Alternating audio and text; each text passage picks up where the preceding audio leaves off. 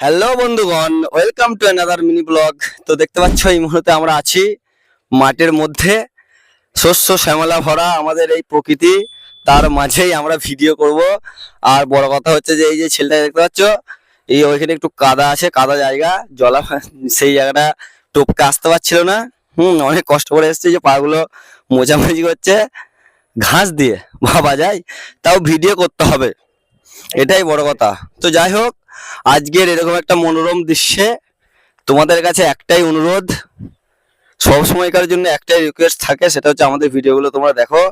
আর এই ছেলেগুলো আবার কি করছে? ধানগুলো উঠে গেলে না এইখানে হ্যাঁ, হেভি হবে।